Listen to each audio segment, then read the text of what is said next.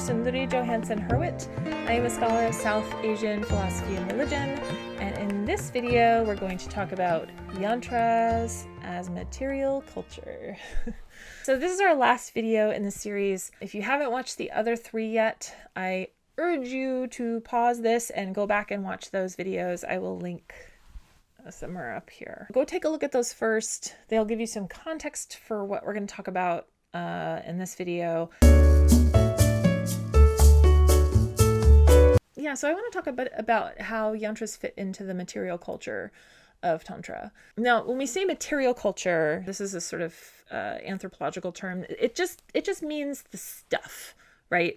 So material culture is it's the stuff and how people use the stuff and interact with the stuff and feel about the stuff and what the stuff means.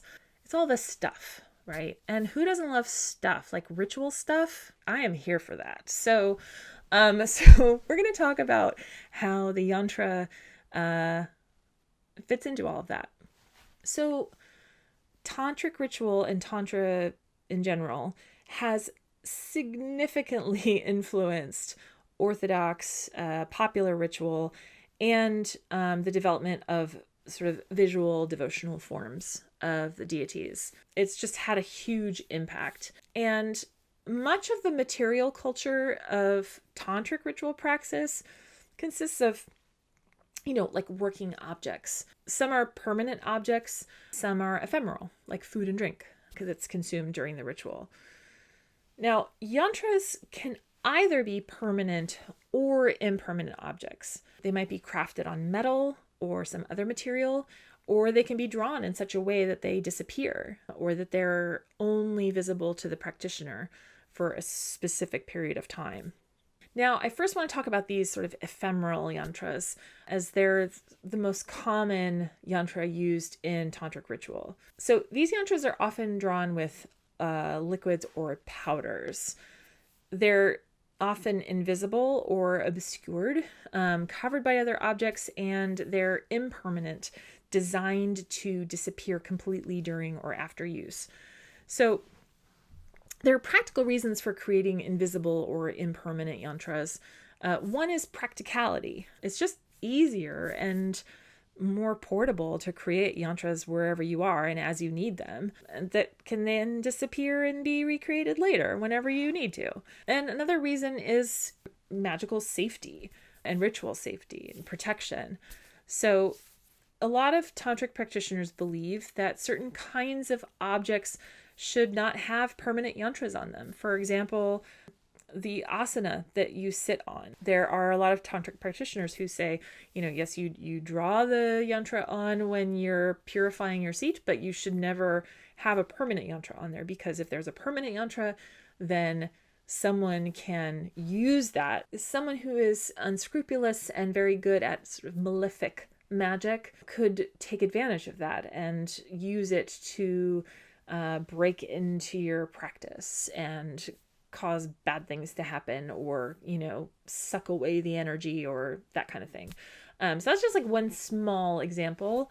There are lots of reasons for making these yantras impermanent and as part of a more permanent object, as sort of an impermanent mark on a permanent object, if that makes sense. So these yantras that are drawn can be created by pretty much any substance. One modern South Indian tantric tradition constructs massive Shri yantras out of flowers and flower petals. And this is another sort of ephemeral form of yantra, which materializes and then is deconstructed at the end of the ritual. Now, yantras for worship are often etched into metal, most commonly copper or brass, but less commonly silver or even gold. These are all sacred metals. So these become sacred objects. They become residences of deity, just like a murti.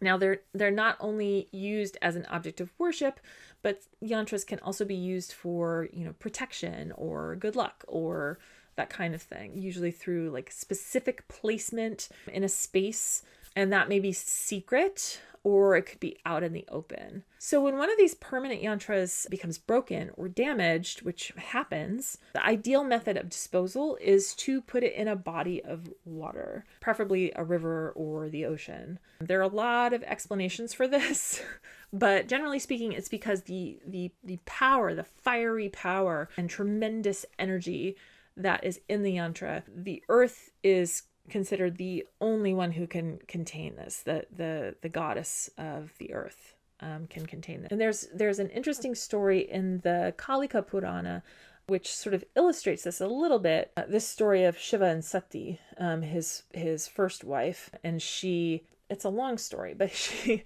gets insulted by her father, who doesn't invite them to this big sacrifice, this big yajna, and she gets super angry, goes to the ritual and throws herself on the fire, ruining the ritual. She reincarnates later as Parvati. But Shiva, sensing a disturbance in the forest, he rushes there with all of his retinue of ghouls and goblins from the cremation grounds and lays waste to the kingdom of this king who's named Daksha. And in the Kalika Purana, it describes what happens next, which is that Shiva picks up her body and carries her around the heavens just in deep grief and mourning. And Vishnu comes along and uses his chakra, his flying disc, it's a weapon, to cut the body to pieces, because her body will not decay as long as it's touching Shiva's body. So pieces of her body fall to earth and they form the different Shakti Pitas, places of power of the goddess all over India. So Shiva then is just like beside himself. He's still got a ton of grief. And they're like, dude, the world is falling apart without you. We need to figure this out.